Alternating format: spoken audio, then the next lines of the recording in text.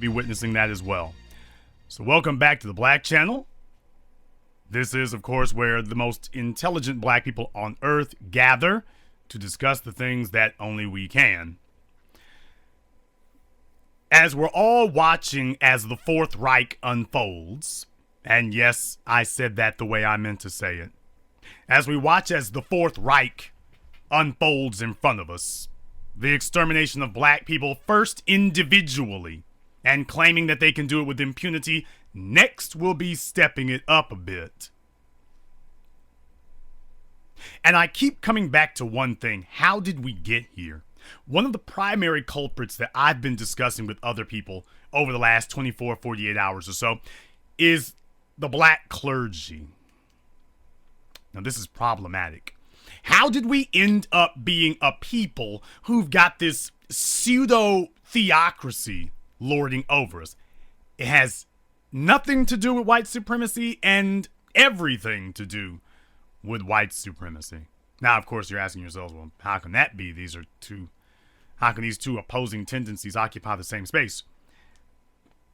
Well, what it is that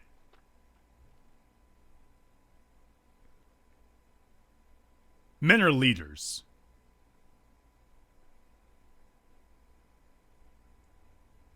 Men are leaders. And by definition, we are supposed to set the trend. We are supposed to set the agenda for our people. So by definition, we do that. But it's a little harder than that. It's a little harder than that, especially in this society. It's been more difficult. And the reason that it's been more difficult is because, of course, we are an oppressed people. We are an oppressed people. And as such, normal avenues of economic commerce have been closed to us. So the men, the leaders, have not been allowed to enter the industrial workforce, international business and enterprise. We've been forbidden from those things for so much of our time in America, or at least we were highly discouraged from being able to engage in those things. We couldn't get certified. As you had the advent of your unions, the unions made sure to keep black men out. They don't like to talk about this. The unions have always been sure to make sure they keep black men out. So you've got certain states and certain jobs and certain corporations that you can't work there if you're not a member of the union, like pipe trades and electricians and whatnot. But they'll only let in white men. A couple of token blacks, but for the most part, they only let in white men. So you can't get in because you're not a member of the pipe trades, but you can't get into the pipe trades because you're black. So what are you supposed to do? Well, you have to make money. We live in a society that runs on money. You have to make money. They're trying to choke you out. They're trying to kill you economically. They are trying to strangle you to death with their economy. They tell you that you need money, and then they deny you access to money. So what are you going to do? Well, you're going to make money, legal or otherwise. So we got to turn to these streets. We got to make these dollars happen. We're going to deal drugs. We're going to pimp hoes. We're going to hustle.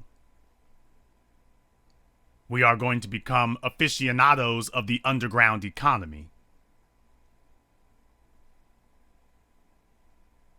This is why most of your pastors and your preachers, have that slave English, if we will.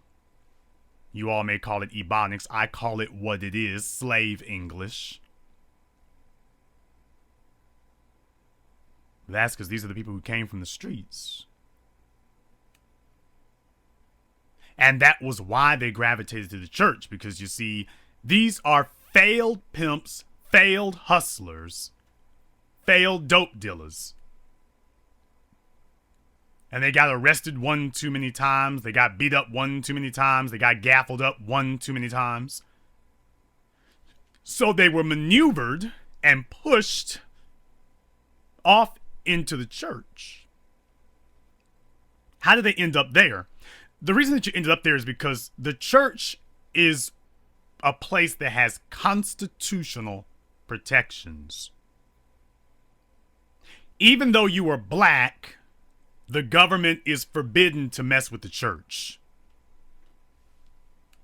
So these men understood that the church was not just a spiritual haven, it was also a physical, socio-economic haven from which they could be protected from white supremacy and its scheming.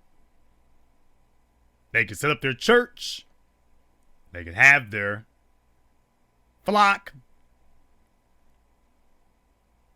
they could have their parishioners, and the government would not be allowed to intrude on you. So you could go about your business as you please. And that is why we have so many black males who've gravitated to that. Now, you've all seen this before, by the way.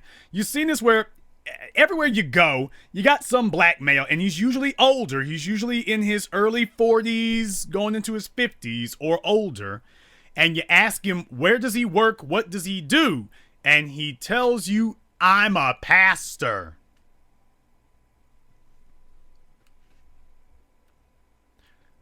You've all heard and seen guys like this. They work at the meat packing plant. They work at the car assembly plant. They work at the restaurant. But they are a pastor? It's part of that pseudo-psychological mind game that we play. That's just another hustle that he has. But you've all met guys like that. You've met a bunch of them like that. These are black males who are hiding. They are hiding from the system. So they're telling you that they're already prepping themselves. Grown men. But they're hiding from the system.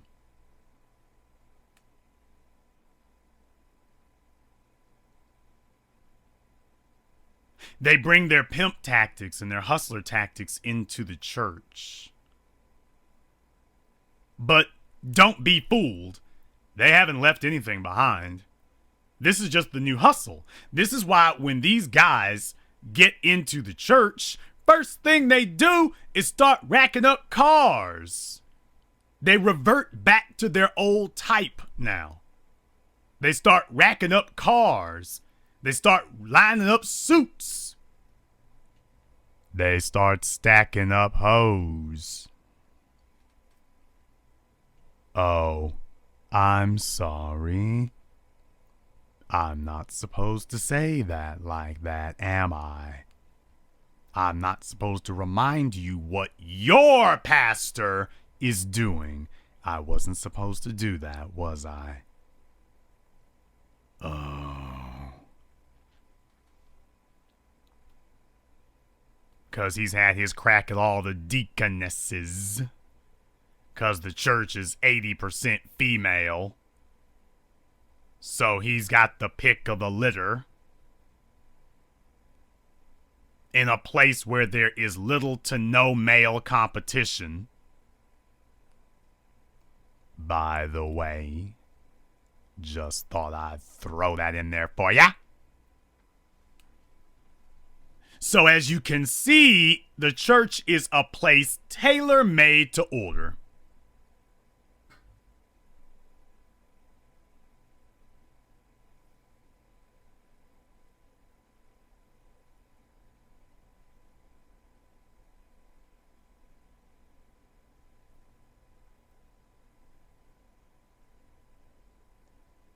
The church is tailor-made to order.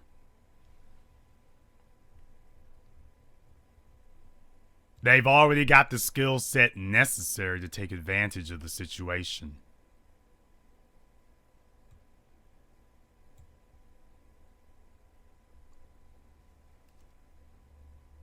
Now, if you're honest with yourself, you'll just admit that that's what you have.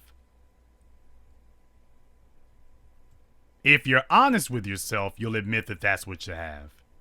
But if you're not honest with yourself, then you will sit there and pretend, or at least this is what we do as black people, we tend to pretend that that's what we're seeing. That we're actually seeing something that is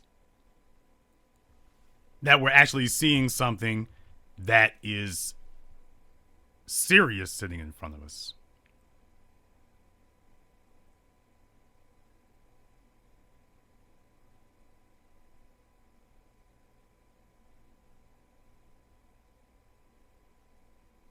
As black people, we have grown accustomed to the idea of being led by our dumbest people.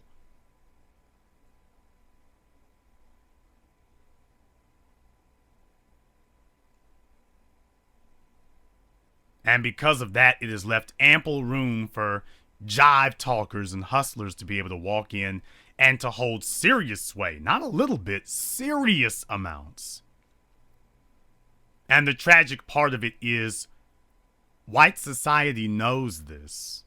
White society knows this because your mayor and your city council, whenever something happens, they don't talk to black folk any other time, but when they say, I was talking to black leaders today, the first thing they do is they go to the black church. But when something happens to Jewish people, they don't go looking for the Jewish synagogues. I mean, they do go and talk to them. But they sit up here and talk to prominent Jewish businessmen.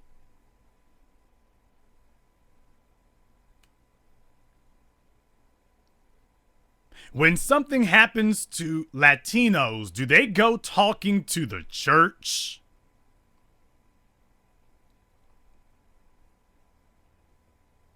Tell me how many times something has happened to Latinos, illegal aliens, whatever, and the government, the politicians are lined up to go speak to the Latino church.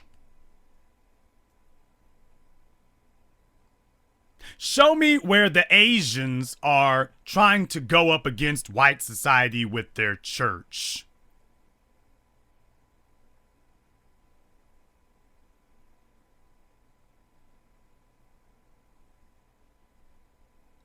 Show me another group of people in America who are attempting to fight white supremacy led by their pastors. I'll wait for that one.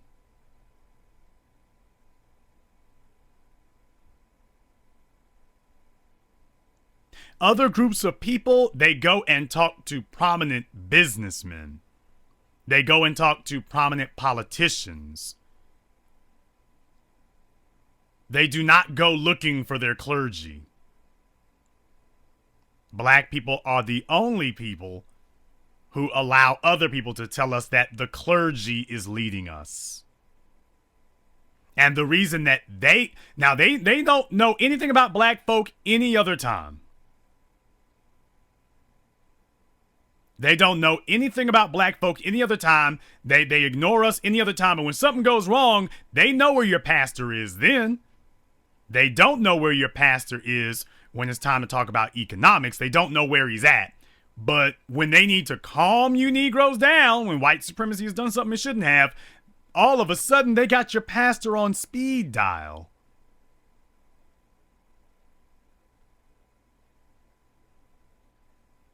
All of a sudden they got the pastor on speed dial. Now, if they knew where your pastor was all this time, if they knew where he was all this time, then that tells you that they've got their eye on him. And they know who to call. When Mayor de Blasio needed to call a press conference, he found a black church then. But amazing, when it's time to deal with the prosecutor, he can't find any black folk at that time. It's a room full of white people, and you're not invited. They've got their hand-picked boys. They know their boys. They know who's on the team. Because those are conversations that take place when you and I are not around. If you didn't know that.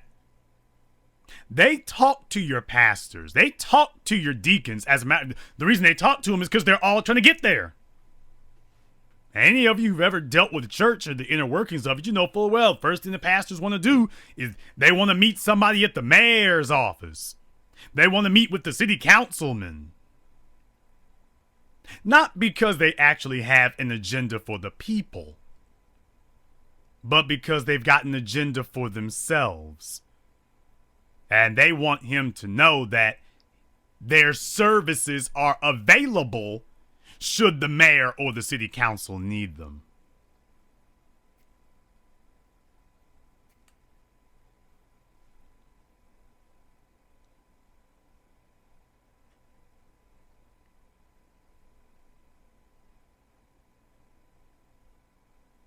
These are things that they've been doing now for a century.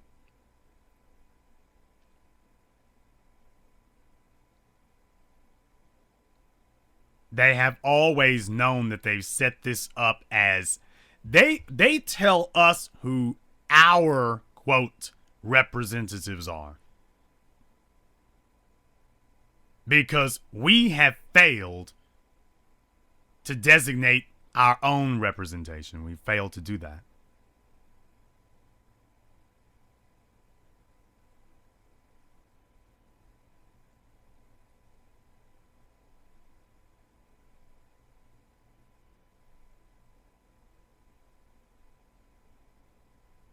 And as black people, we are the only people who sit up and allow people to tell us, the clergy, we want to talk to you. We'll go deal with the clergy.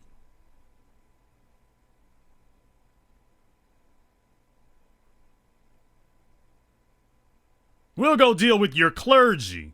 That's them telling you that they're going to talk around you.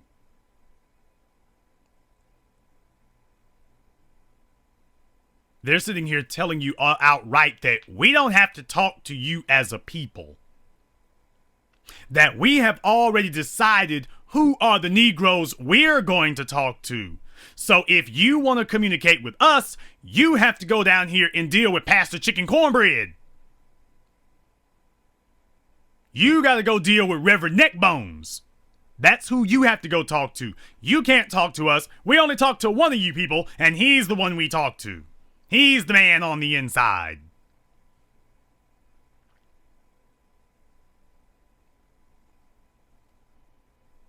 That's how we end up getting these things dictated to us.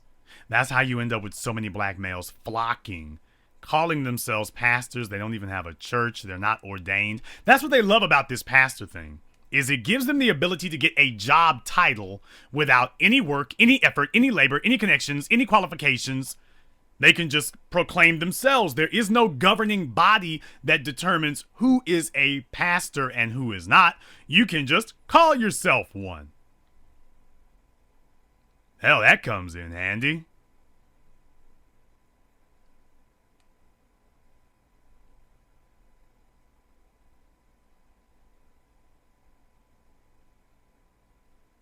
Umar Johnson said that black people are addicted to titles, and he's absolutely correct about that. The other fun pastime that we've adopted as a people now is everybody wants to find some way to inject themselves into the national political discussion, because you see, if you ain't got a body built like Beyonce, or if you can't afford to get surgery like Nicki Minaj, then you just can't get shine like that. So what is a ugly chick supposed to do? Or a chick who cannot get attention for her looks? She can't compete with the superfly females. She can't compete with them. So what is she to do? She's too awkward to be able to get shine like Nicki Minaj does. So what is she supposed to do? She goes off and takes on some higher intellectual air about her.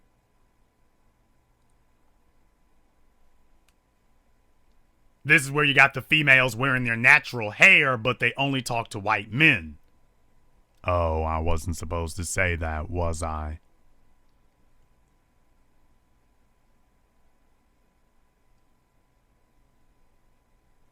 This is why you've got these black females with their hair all braided up and whatnot, talking about Africa. Now, she's the biggest slut on the east side of town, but she's found a way to. She's just as slutty as all the other chicks, but now she thinks she's found a way to conceal it. Since she can't compete with them on that really hot level, she's not really hot like that. So she's found another shtick, another niche that she can fit herself, squeeze herself down into.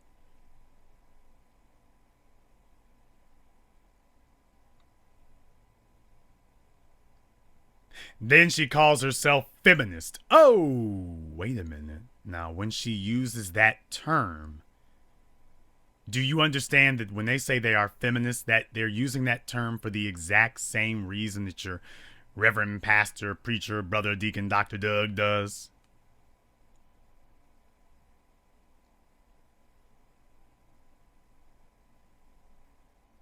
They're doing it for the exact same reasons because she couldn't make it on the street.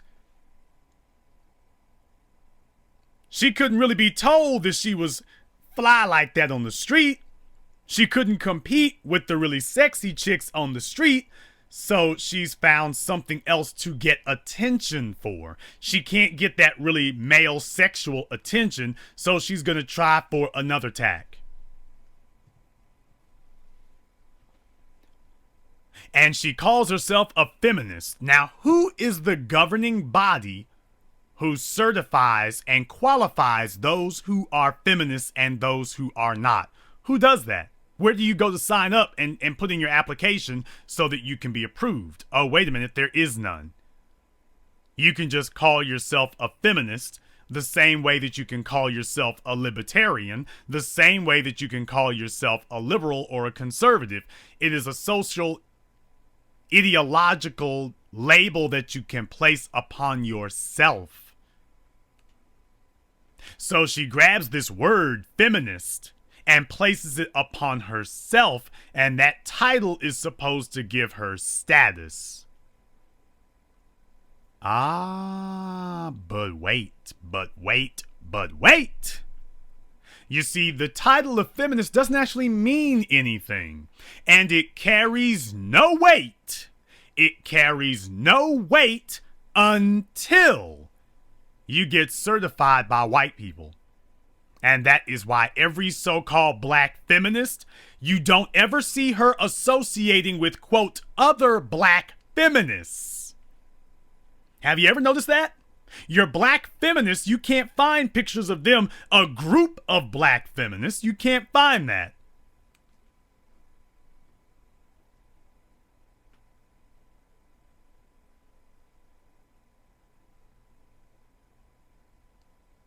The first thing that your black feminists do is they go looking for white feminists and just white people. If it comes to a white male, they don't give a damn about that at all.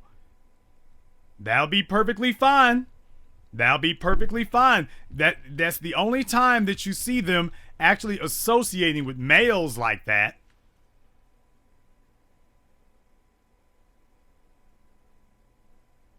If you had let the Combahee River Collective stay around long enough, you probably would have seen them do the same thing. Yikes.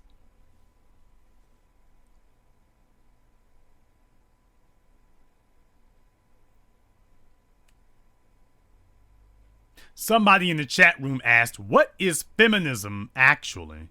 Well, where black women are concerned, it doesn't actually have a meaning. It can mean anything. And as I've taught you all before, if a word can mean anything, then it means nothing. It means nothing.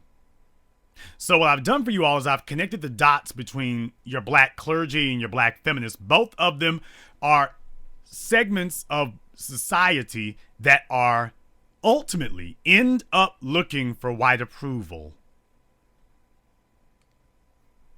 They ultimately end up jockeying for position among their separate factions for who has to do the most to get approval from the white structure. But it's not for us. It's not for us at all. This is why so many of your black pastors today, they were the failures of the civil rights generation and the civil rights movement. Oh, that's right. I'm just saying it like it is. They are the failures of the civil rights generation and the civil rights movement. They're the failures. That's why they're still alive. They're still alive because they didn't actually do anything. If they had actually been active and potent, they would have done them like they did Malcolm and Martin and Medgar. The people who are actually potent and getting something done, they killed pretty much all of them. The folks who are still alive, most of them weren't doing anything anyway.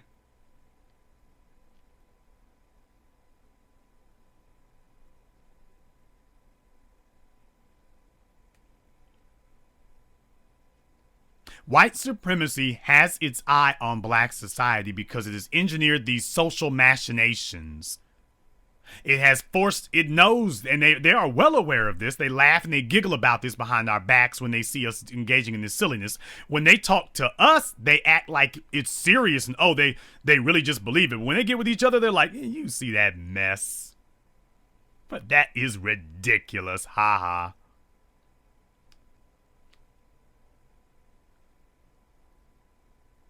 She calls herself a feminist.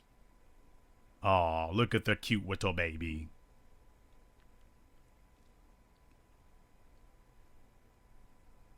You see, if black feminism were a threat to white supremacy, they would be on their asses.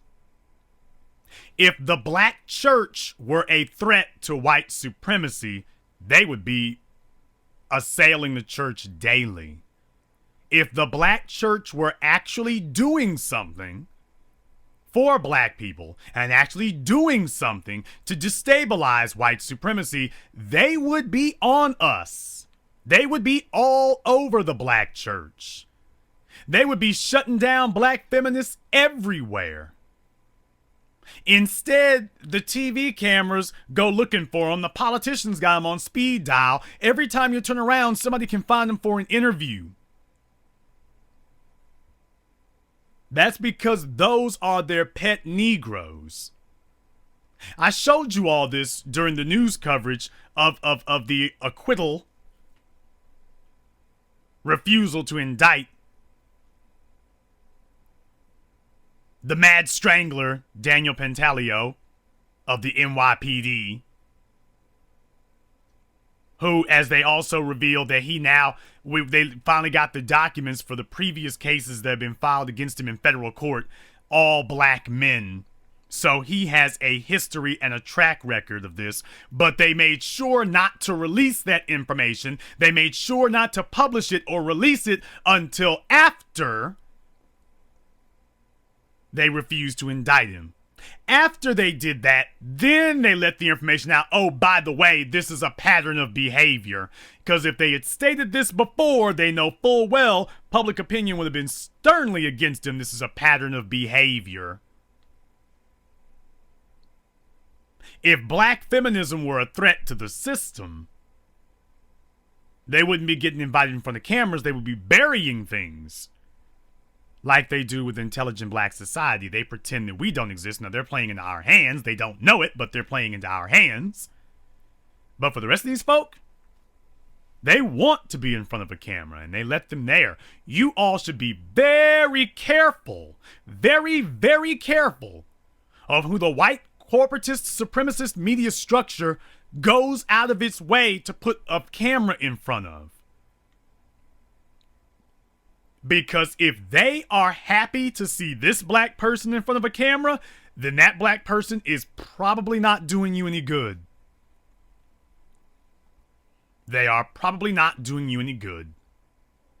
We had a whole bunch of folk here. You thought that you were walking arm in arm with people who were helping you and with you. And you find out the hard way they were not.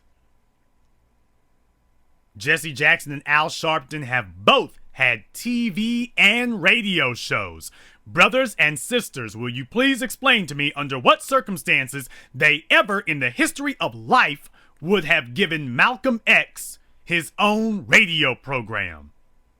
I'll wait for that answer. Please tell me what Huey Newton would have had to do to get his own TV show.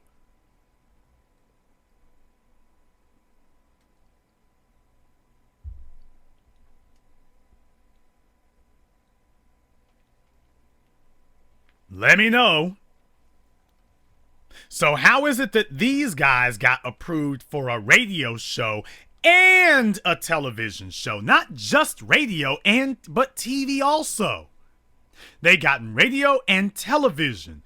And did we ever bother to ask, hey, how'd you get that taken care of like that? I mean, if you were really, and the reason for that is because they know he's not going to say anything or do anything against the system. They're not actually going to tell you what needs to be done. Now understand, they know what needs to be done. They know. Everybody has always known it is about an economy. It is about money. It is about black people becoming business owners and entrepreneurs so that we can control our own economy. And that is where they always steer the conversation away from. Whenever we get together as a group and we discuss building our own an economy that is not dependent upon white supremacists, then all of a sudden they immediately jump in to change the subject. All of a sudden everything becomes about social equality. Everything becomes about, well, what about feminists though? What about feminism? Their job is to come in and be the interrupters, so that the conversation never turns to money. Because white supremacy has control of the American social structure. It's got a stranglehold. Hello, Daniel Pentalio. It's got a stranglehold on the American social fabric. So you're not going to be able to break that stranglehold socially. And furthermore, why do you even want to? Ask yourself that for a little while. Why is that even a priority for you to do that? They've got a stranglehold on the media structure. They've got a stranglehold on all these things, and we get diverted off into trying to start with social constructs. Dr. Claude Anderson in our documentary 7 a.m., he makes the point because when I tell you I had a conversation with Dr. Claude Anderson, I made sure to ask him about that because he said that we've made no progress since slavery. And I challenged him on that. I said, we've made no progress at all. He said, he came back and said, except socially. The only place where we've made progress is socially.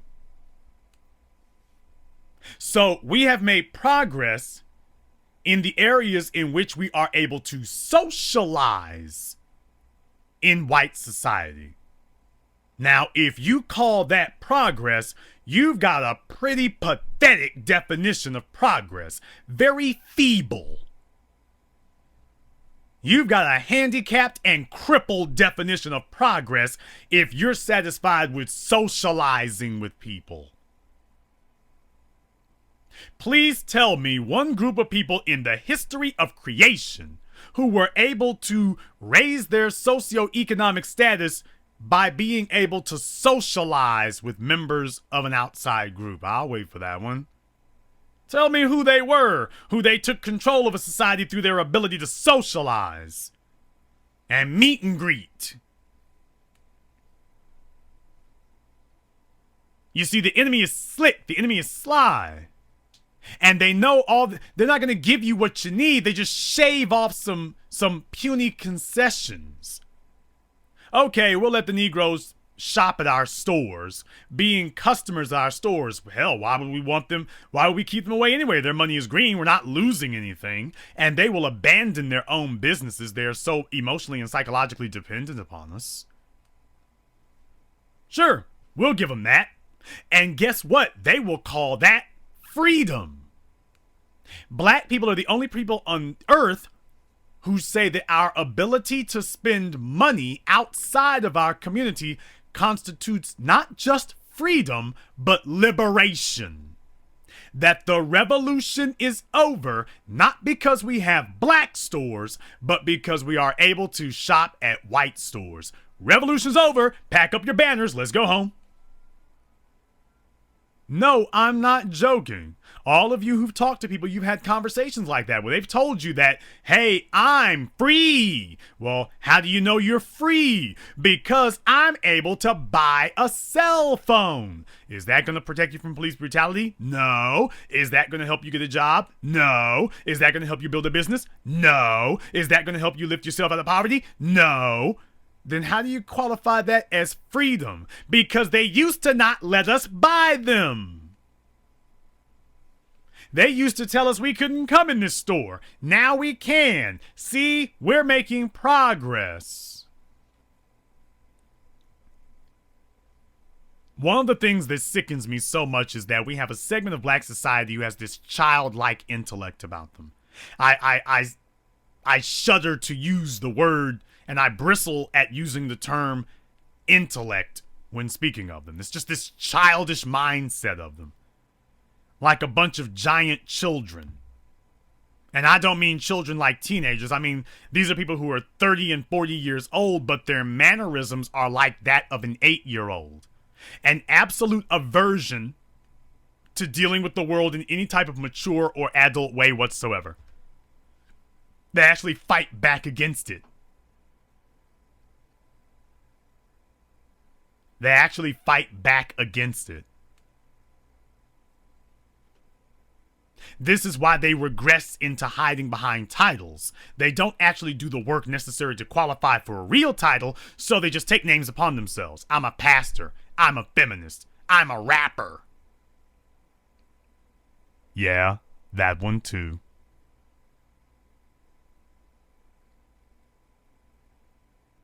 You see, if you've actually built your own economy, then you are not represented by clergy. You are represented by people who own something. As Dr. Anderson said once again, politicians respond to the economy beneath them. But in black society, we have no economy. Now, if you're all familiar with the 5-story structure here, let me just go ahead and strap you up on a little bit of game about this.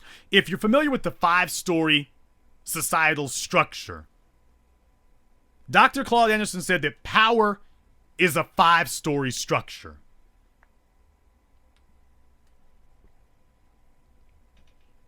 And he names off what the 5-story structure is. He says the ground floor is economics. The second floor is politicians. The third floor is the court system. That includes the police. The fourth floor is the media. And the top floor, the last one, is education. Now, those are the 5 floors that make up societal power. Is this thing on? All right, everybody, let's try this one more time. These are the 5 floors. There's a reason why I'm repeating them for you, because I want you to understand one thing here.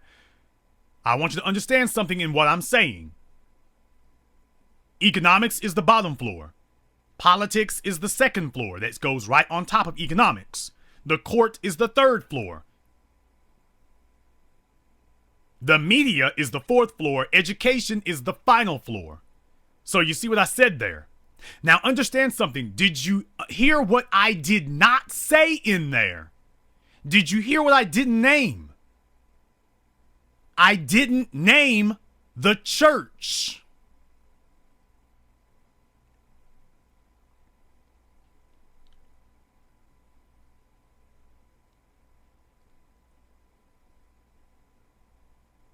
When it comes to amassing societal power, Did you notice that I didn't say anything about the church? There is nothing in that 5-story structure that includes your religious belief. Your religious belief is fine. Believe whatever you want to believe. But it's not a requisite for societal power. Did you notice that I didn't name integration or socializing? Did you notice that socializing was not a part of the 5-story structure? Nowhere in there is socializing a component of societal power. Your ability to suck up to white supremacy has nothing to do with amassing and aggregating power. Absolutely not. It's not a floor, it's not a component of it at all. It's a side effect.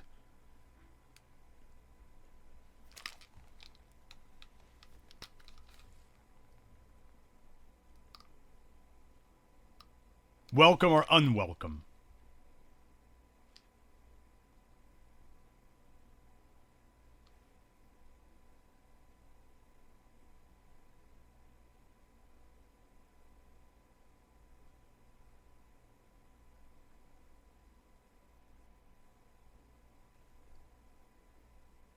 We've perfected the art of completely omitting things we need.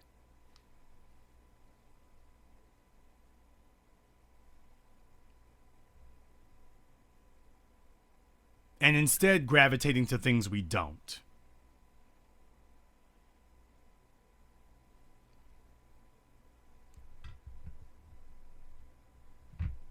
We have invented whole areas that we call progress, but nobody else does.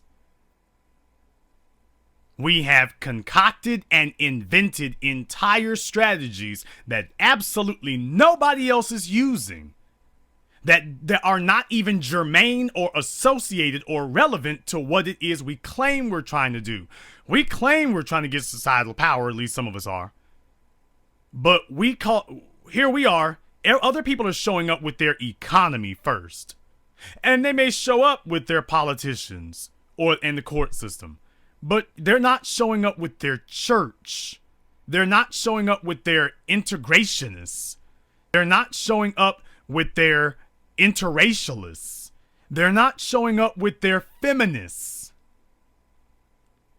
I'm trying to open your eyes to something here.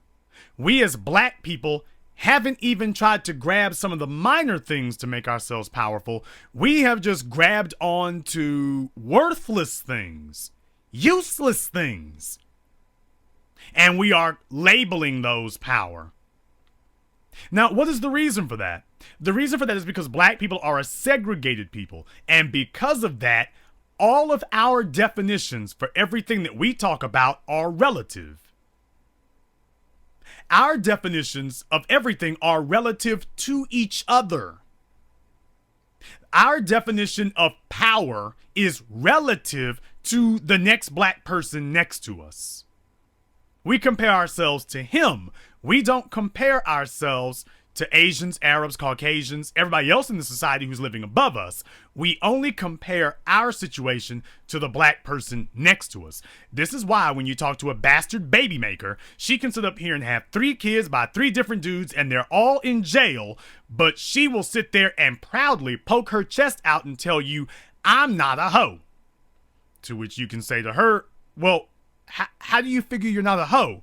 And she says to you, because Shantiquia, she's got 6 kids by 6 different dudes, and they're all in jail.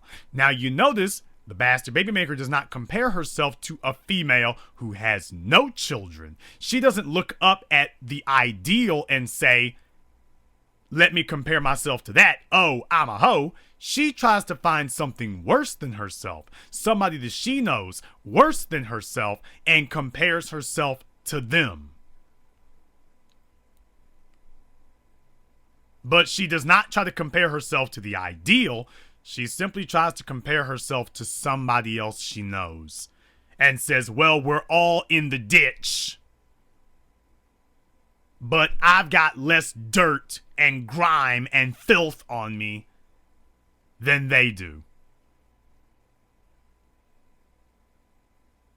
That's what happens.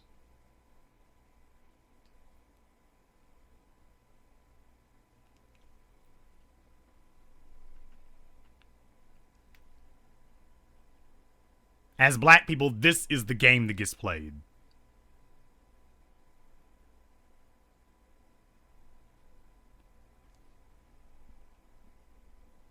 In white society, because they're at the top of the socioeconomic structure, they look down at everybody else, and their position, what they consider themselves, is relative to everybody beneath them. Which is why they have to keep striving for higher and higher, lest they start sinking.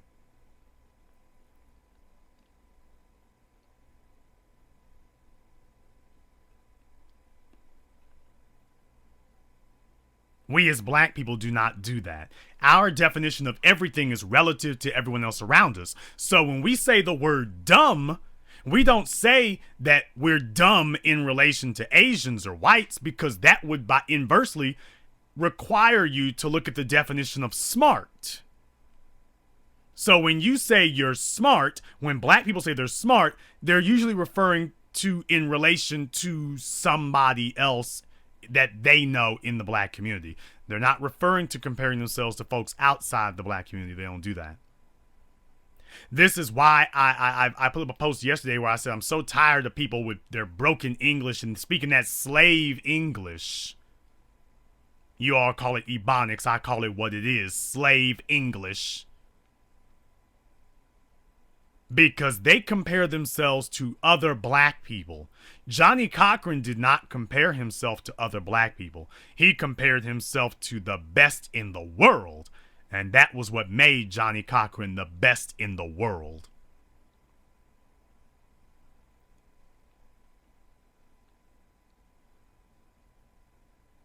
His definition of a good attorney was relative to Alan Dershowitz. And was relative to Floyd Abrams. Look it up.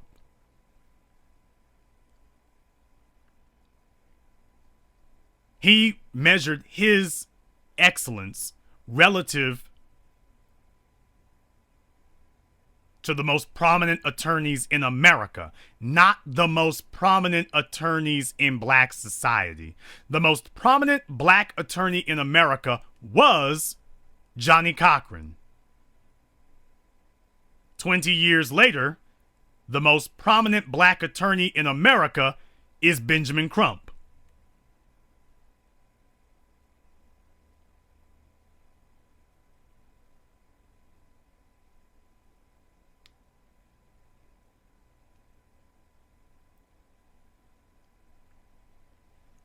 I know you might want to try to argue with me over that, but I think that if you think about it for a little while, you'll realize that that's true.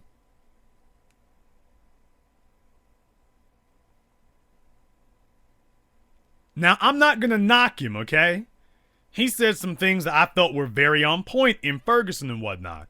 But what I'm saying is that our caliber of attorneys, our caliber of representative, our caliber of excellence should be rising. And the only place where black people hold themselves to a high standard are the areas where we are required to socialize with whites. Sports and entertainment.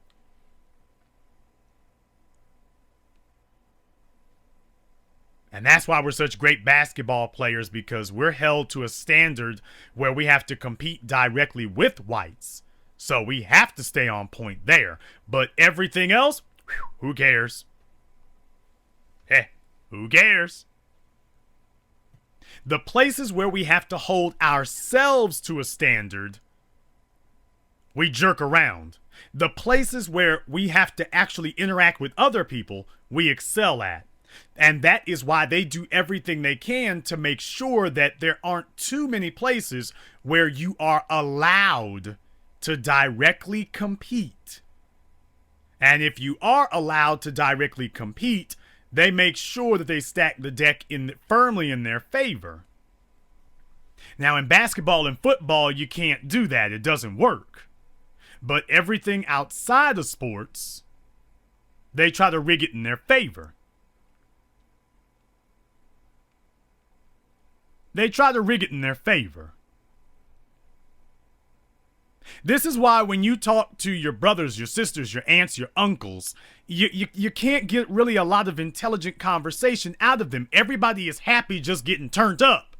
And the reason that they're happy getting turned up is because they do not consider themselves to be in poverty, because their definition of economic prosperity is relative to you. They are comparing themselves to you or other black people around them. They are not first and foremost comparing themselves to the whites across the street or the Asians on the other side of town. They're not doing that. No wonder we're led by the black church. No wonder any bull-faced female can put on a baseball cap, call herself a feminist, and claim she's leading something.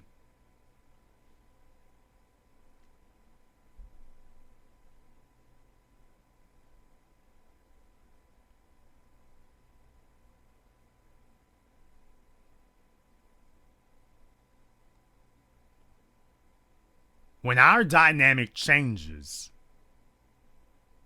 and I'm hoping that we're hitting that right about now, things will change for all of us. In Ferguson, one of the things that you'll notice is that the clergy was not prominent in Ferguson. Did you all notice that? You've actually had the family of the young man in New York. He was shot in the stairwell by the New York Police Department. Another unarmed shooting. He got shot in the stairwell simply because they couldn't see well. So they just started shooting in the stairwell. No, I'm not making it up. They said it. They couldn't see well. They just started shooting. At his funeral, his family told Al Sharpton, don't come around. They told him straight outright, don't come here.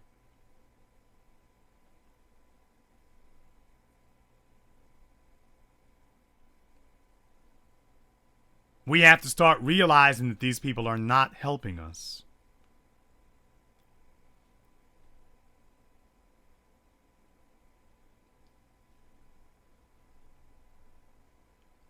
The clergy was not prominent in Ferguson. The clergy was not driving the events in Ferguson. The clergy, and they came out. Don't get me wrong, they came out. The clergy came out. They were out there in Ferguson with that old song and dance and two-step shuffle that they always do. Lord, Lord, hey, young people's here now, brothers and sisters out here now.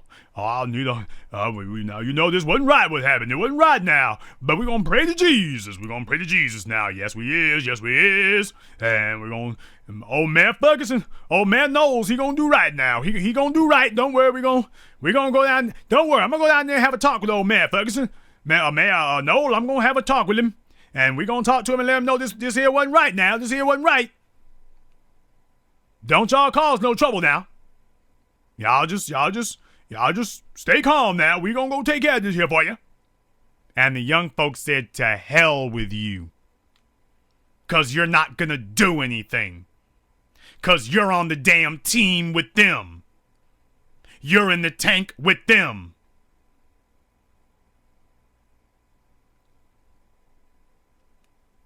The young people in Ferguson said, we ain't going for it this time. And the reason that the national media is talking about black males being gunned down by the white supremacist police structure today is because young black people in Ferguson said no to the clergy. The black clergy is this construct propped up by white supremacy, specifically because they have instructed the black clergy that if you want your pat on the head, if you want your kudos, if you want that bowl of grits, You better keep your people in line. There's a certain type of good nigga that we like to associate with, that we will give preferential treatment and favors to. But if you can't demonstrate that you can keep these people under control, that means that they don't. Now, the game they play is they don't respect you. If you can't keep them under control, they don't respect you. But here's the problem. Who gets to define what keeping them under? First of all, who the hell you think you are trying to keep people, quote, keep people under control? Second of all, who defines whether or not you have the people, quote, under control? What is under control? Under control is do as we say. Bill de Blasio, and I showed you all the picture. It's on my Facebook. It's on my Twitter. There he is at the United Methodist Church, Mount Sinai United Methodist Church in New York. All these Negroes standing around him, and over to his right there's this one black female with glasses on, and I got the picture I showed y'all. She's just cheesing, big grinning. Big grinning. She's been waiting her whole damn life to be this close. And she's like, I'm almost there. If I can get rid of this other Negro bed wench to my left, I'll be right there with the mayor. He's already got one black wife. I'm sure he can use a side piece. Hey, Mr. Mayor, would you like some brown sugar with a side piece of me?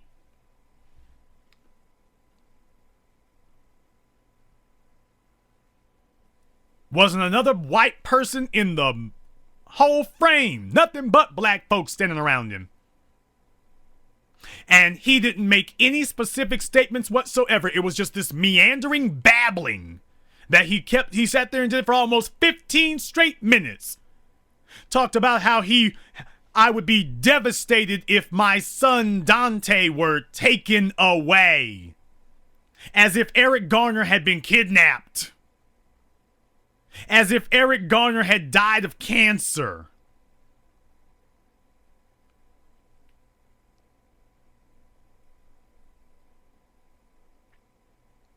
He never said that the police killed Eric Garner. He never talked about the police killing Eric Garner. Never mentions the words Eric Garner killed by police. Never mentioned young black men killed by police. Didn't use the word killed at all, I don't think. I don't think he ever used the word killed, period. He never used the word killed. He said, here we are again. Sad, tearful. Here we are again, another black male, he said, taken from us. He never said taken from us by police. That church should have erupted in flames. How dare you, you bastard! Your friends at the New York Police Department murdered him, and you're gonna sit up in here and try to talk around it as if nothing happened to him, or as if he died from a tick bite? As if he died from cholera? He was murdered by people who work for you. By the people who you employ. He was murdered by them. That audience should have erupted.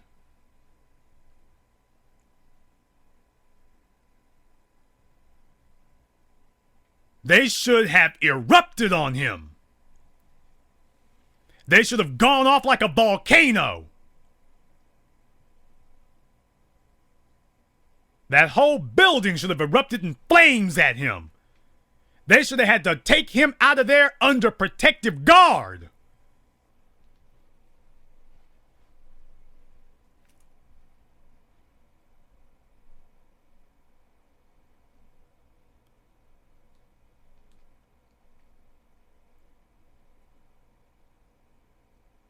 You sit here and spit on this man, and try to make it seem as if Eric Garner just fell over. He never specifically said why Eric Garner was dead. Never mentions Eric Garner and the cops. Eric Garner and police violence. He never used the word police violence. Never used the term police brutality. Never used the term police misconduct. Never used the term police kill. He never used the term police. He didn't actually say the word police until near the end of his remarks. He doesn't do that until the end of them.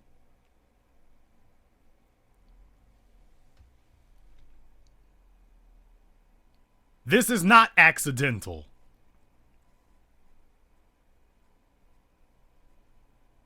And a whole church full of black folks sitting there allowing him to get away with it. And then you wonder why they have such little respect for us, because there's a little pimp pastor preacher in most black people today. Oh, I'm not supposed to say that. I'm going to lose listeners.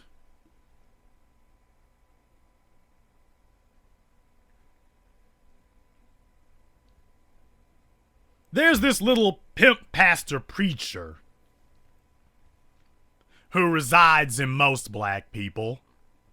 Most black people have got this little fast-talking hustler, this little fast-talking preacher on their shoulder.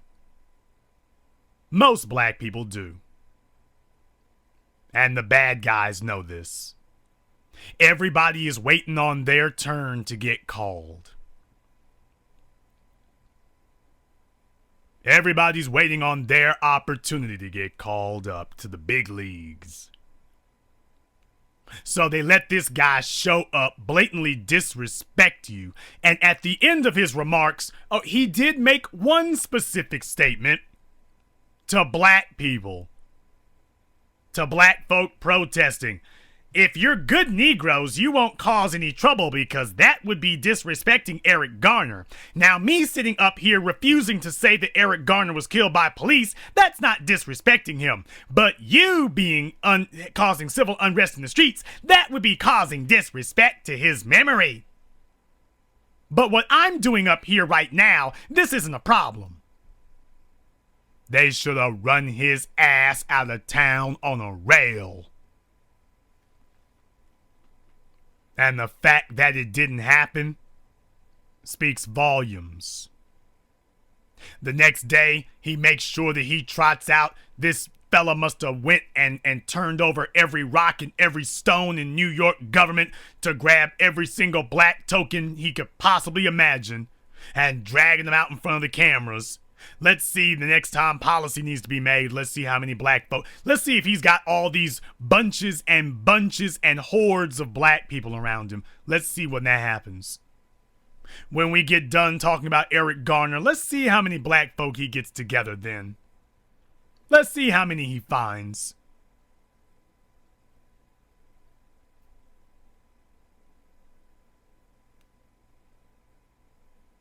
I got a feeling it ain't gonna be any.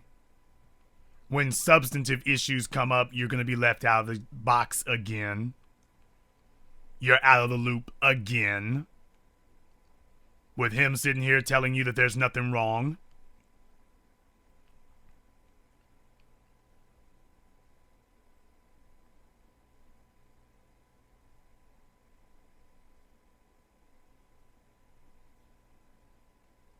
I know that things have been tough. I know that things have been hard. I know that there are certain things that have been difficult. It's hard to build an economy even under normal circumstances, but as black people, we've been pushed off and boxed off in the little corners. I get that. But what is not helping us is this idea that we're only going to be able to make it by dumbing ourselves down. We're only going to be able to make it if we only use the approved people. Because the people approved by the people who are oppressing you are never going to take you anywhere.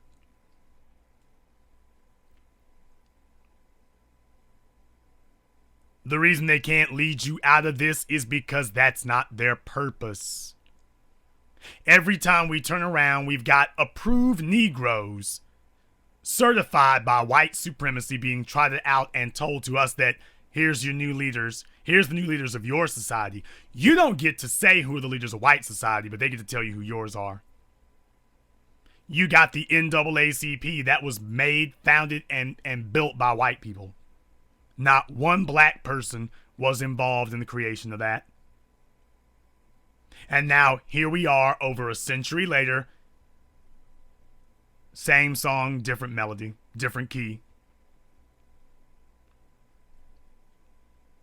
And it really only depends on how long you're going to tolerate that.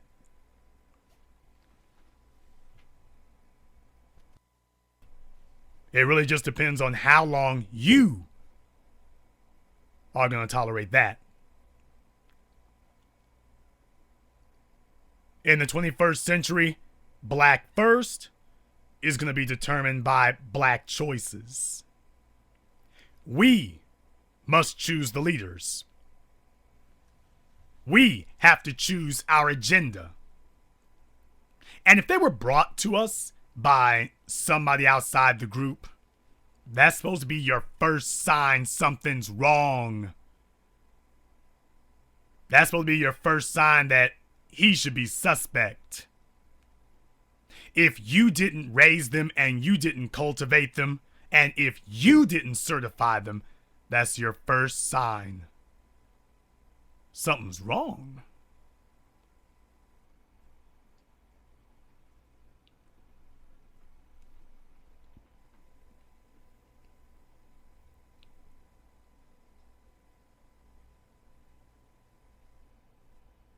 Black people have accepted a culture of tokenism. And our enemies are taking advantage of that. That's not a plan, that's a character defect.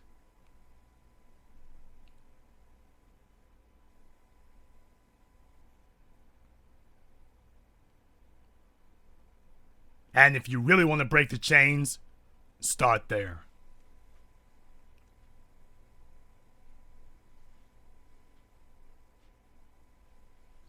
The 21st century is going to require a new group of leaders.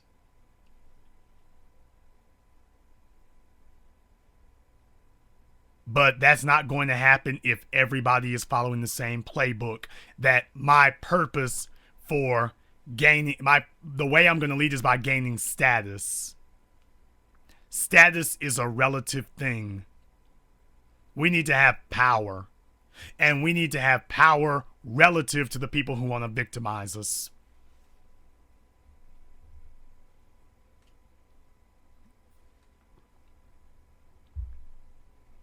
We have a situation now where we're trying to gain power, but we refuse, we want to ignore white supremacy when we're fooling around and messing around with each other. As soon as white supremacy strikes, all of a sudden, everybody wants to talk about overthrowing the system. We want to wait until it strikes us. And then we want to start talking about competing against it.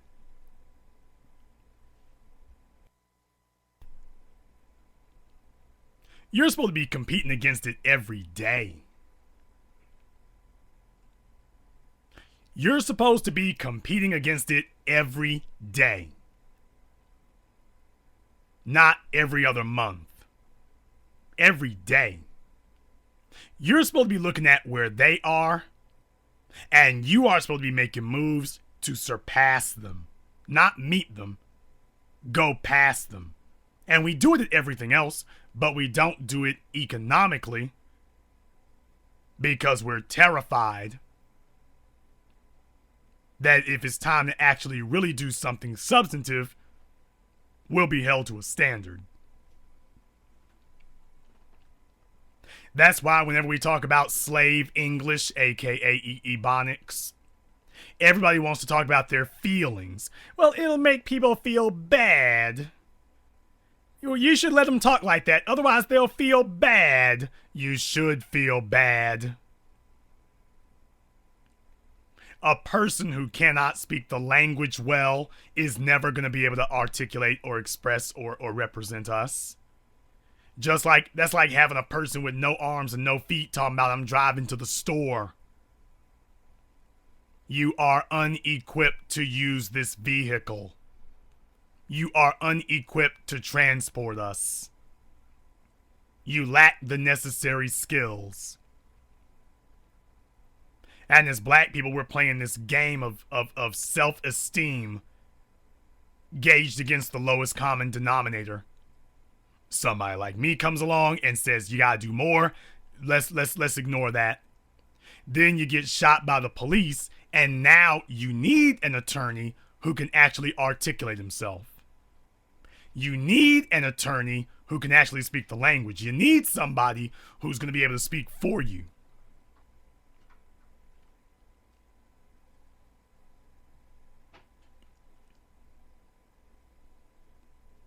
And when it's time to do that, you don't have any representatives.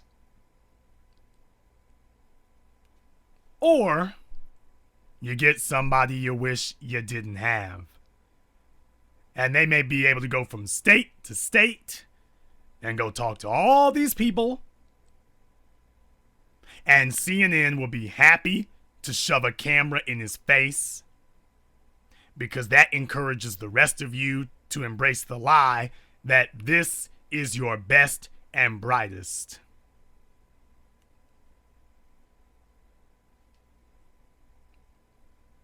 They bring out the local reverend. This is your best and brightest. If these guys were so good and so bright, tell me, why is it that white supremacy is still running wild? Why? If these guys were so bright, tell me, why has white supremacy been running wild all this time? If speaking Ebonics and speaking Hood was so enlightened, why are the police running wild in the places where they speak the most slave English? But they're not messing with the doctors and lawyers and professionals. They're running wild on the people who speak slave English. Why is that? If speaking slave English is so harmless, if it's so harmless, and if there's no problem, if speaking slave English does not make you deficient, why is it that the crooked cops are running wild? Why? They're running wild on the people who speak slave English.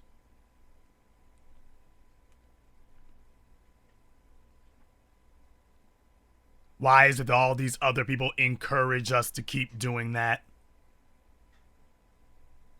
They encourage you to do it because it keeps you in an inferior position. That's why they don't have any problem with you talking like that. That's why they don't have any problem with Pastor Country Hillbilly. La, brothers and sisters, come to the church now. We're going to go come talk to the mayor here. We're going to talk to him like that now. When was the last time you heard one of these pastors get on television and speak like Johnny Cochran? Speak like Black Authority? When was the last time you heard that? They know who to encourage. They know who to encourage us to emulate. People who have never gotten anything done and are unequipped to take on the enemy. Because you do not possess the intellectual real estate to be able to have that battle. And that's why they keep encouraging it.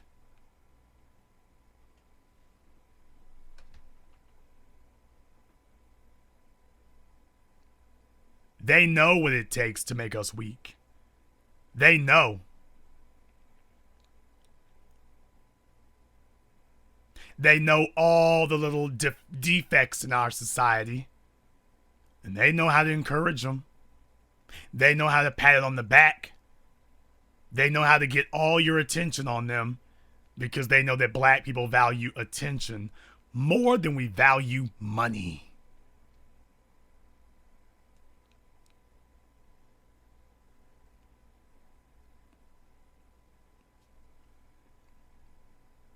No wonder they've been encouraging it for a century.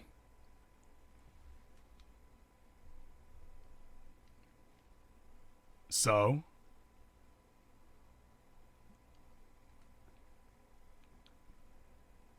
you're going to keep falling for it?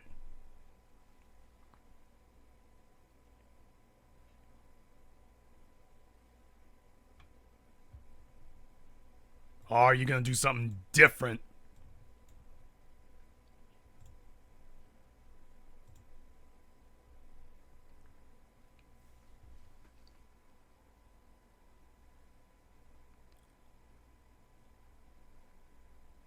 And this concludes tonight's broadcast of the BlackChannel.net radio. I am your host, your brother, your humble servant, the Black Authority. And until next time, remember, black is the future, and you better make sure you have one.